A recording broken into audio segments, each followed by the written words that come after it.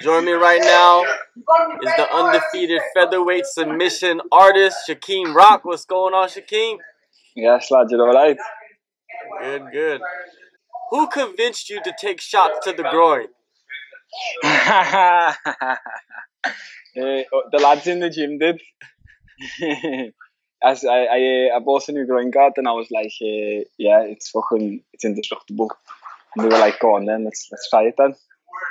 But one of the lads was kicking me in the stomach. That's why I was like, lad, what are you doing, bro? Now, I saw that you joined MTK Global. How did that all come together? So originally they wanted to sign my wrestling coach Mehdi, and then Mehdi wasn't too sure whether he wanted to sign or whether he wanted to stay like independent and manage himself. But I knew about MTK already, from Darren Till, from Tyson Fury. They got loads of fighters, you know what I mean?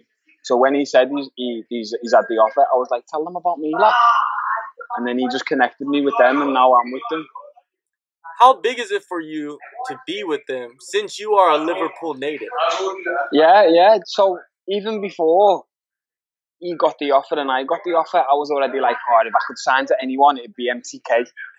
And then it's like it just fell into place, you know what I mean? Like it was meant to be, lad. Well, it seems like everything is falling into place for you. Earlier this year, you went to Taiwan. You were in the co-main event of Way of the Dragon 3. You submitted a UFC veteran, Rocky Lee. Take me through that fight and the finish. Yeah, that one was a bit.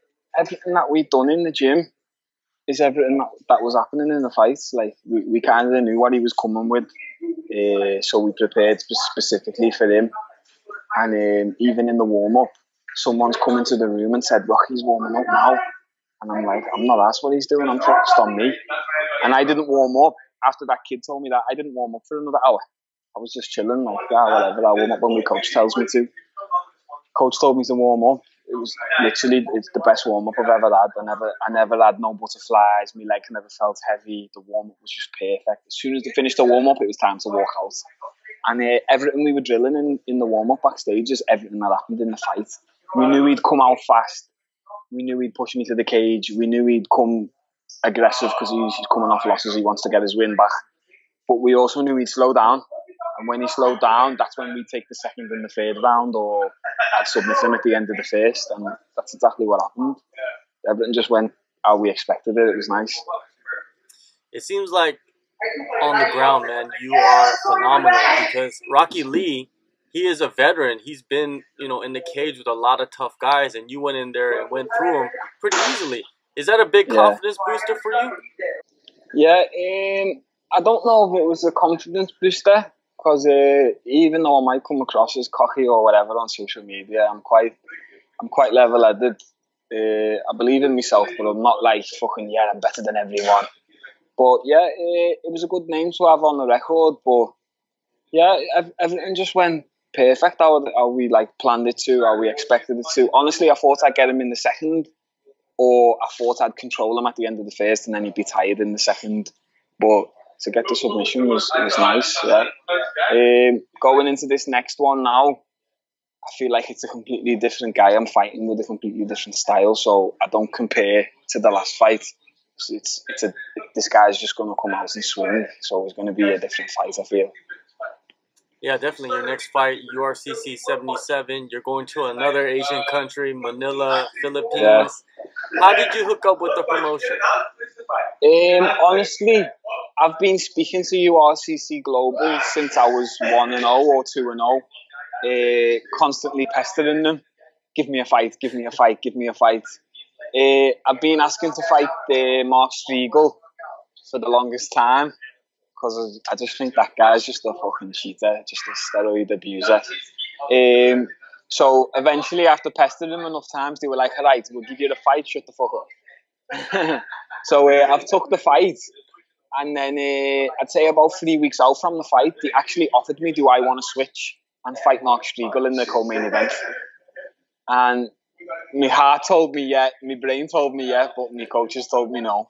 So I had to stick with my original fight. I spoke to MTK and I spoke to all my coaches, and they said, just stay with the guy you've got, beat him, and then in the next one we'll ask for Mark. Do you know what I mean? But that's the fight I want, really. Like, he's got the belt as well, so I'm hoping he wins against this Japanese guy, so I can call him out and go for him next. But let's see. You know, I believe in things are supposed to happen, so if it's meant to be, it'll happen. Do you know what I mean? Well, that's an interesting fight, man, because I know Mark. I've interviewed him a few times. He is good. He is a big name, and you know you're looking to take big names, so it's a good fight. Yeah. I think, don't get me wrong, I'm not saying he's shit, but you look at his record, he hasn't fought the best guys, and when he has, they've put him in tough positions, and some of them have submitted him, and he end up beating him. I believe, don't think he's got the best jiu-jitsu. It's good, but it's not the best. I don't believe he's got better jiu-jitsu than me. His striking's not very good. I just believe the style he possesses is perfect for me. That's the style I think I beat 10 times out of 10. But at the same time, this is what my coaches were telling me. He's got 20 fights and you've only got 4. So I get it. Like, it doesn't make sense when it doesn't make sense. Even though that's the fight I want and I can beat him. If it doesn't make sense, it doesn't make sense. So if I have to fight him next fight, or 2 fights down the line, or 3 fights down the line, I'm not really bothered as long as I get there. But yeah, I think it'd be a good fight. I think it'd definitely go either the distance or I'd do him in the rounds. I think maybe the first round he'd probably take it. He's a bit strong. He comes out aggressive. His wrestling keeps coming. But that's the thing with me. You might be able to take me down, which I don't believe he can. But let's say he does. He can't hold me down. No way. I'd pop back up every time. And when I do, he's got no hands. He's just a wrestler, really. For me, I think it's just the perfect matchup. Well, before you get to Mark, you got Danilo Sarmiento Jr. He is undefeated just like you. What are your thoughts on the challenges he poses for you? So I'm definitely not looking past him. I've watched his fights. I've had a little look on the social media and that, as you do. I'm definitely not looking past him. I think everyone believes that this is an easy fight for me, and I'm just going to run through him. But I think he definitely possesses more of a threat than people think. His record only says 3-0, but on his Facebook it says he's 8-0. You know, maybe he's not the best wrestler, he's not the best grappler, but if you watch all his fights, from as soon as the bell rings, he comes out and he doesn't stop throwing heat, and he has got knockouts. So, you know, if you underestimate a guy like that and you just walk out with your chin up and he touches you, you're going to sleep. So I have been training specifically for him, you know, the overhand, right hook, left hook, overhand. I've been training for that style. I think maybe you'll see more of me on the feet as well. You never know. Let's see how the fight goes. But yeah, I'm ready, and I think I'll beat him. I think I can get another first round win. But let's see. Yeah, if you look at his record, it seems like he hasn't fought in a long time. And that might be a huge factor, you know, when it comes fight night. Do you believe in cage rust? I definitely do not believe in cage rust. I think it's all if you're training, you're training. If you're not, okay. If you're not training and you go and fight, yeah, your timing's gonna be off. But if you stay training, you're gonna be better than ever, I believe. But it says fought in a long time, but Tapology doesn't always have everything correct.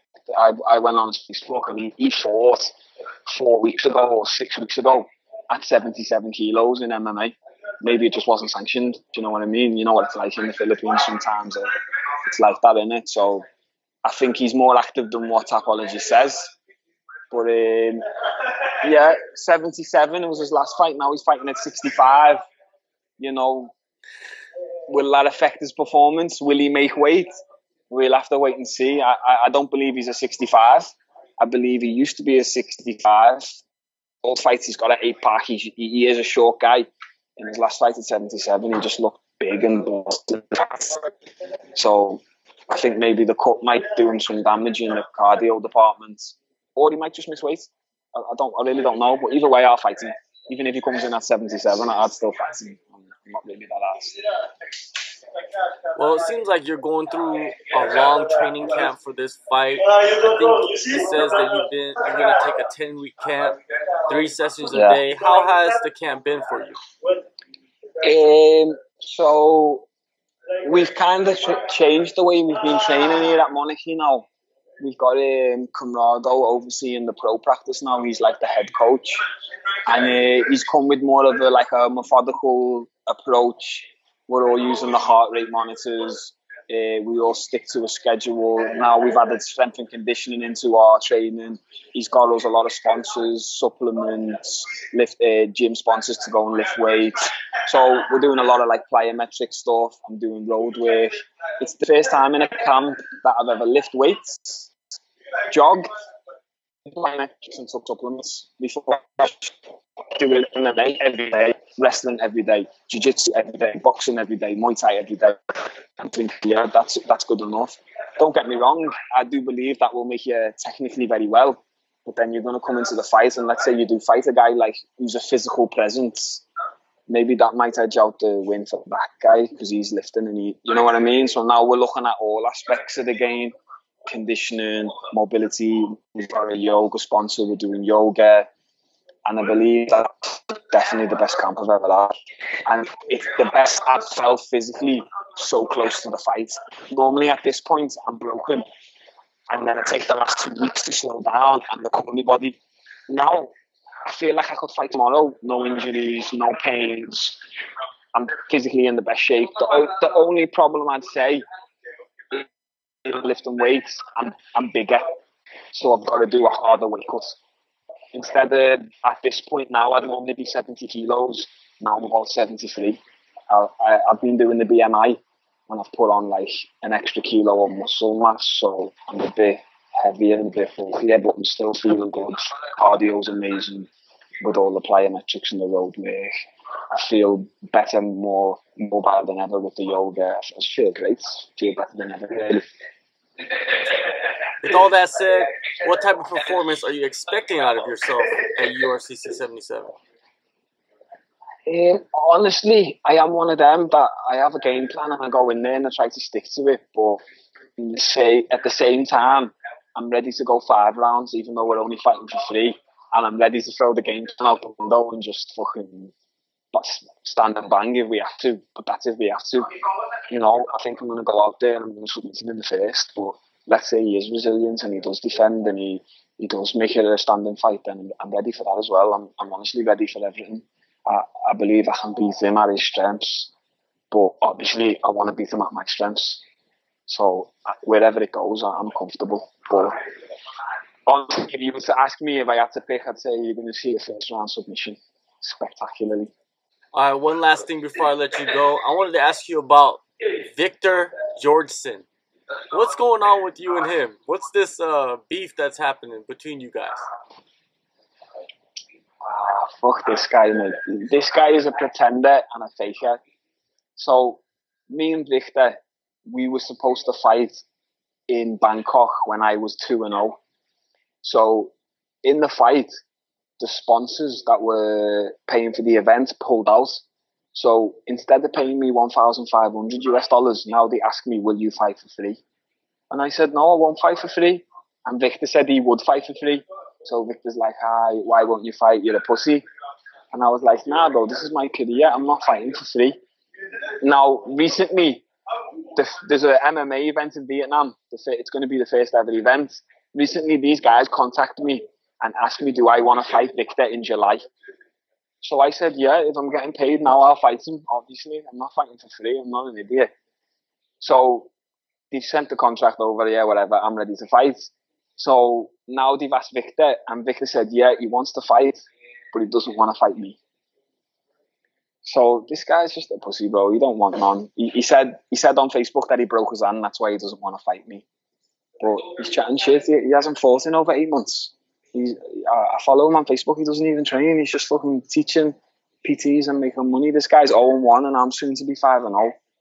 Me and him aren't in the same league, do you know what I mean? He doesn't deserve to fight me. The only reason I want to fight him is because I don't like him. He's the type of guy that I would take down and would not submit. I would want to drag him out 3 rounds and just pound him out. But if we don't fight, it doesn't bother me also, because who is he? He's no one. He's a bum. I don't really care about him. Well, hey, you don't have to care about him because you got a fight coming up April 27th, URCC 77 Raw Fury in Manila. Shaqueme, it's always good talking to you, man. You're one of the rising stars in Asia, and you know, I see a bright future for you, man. Hopefully, lad. Hopefully.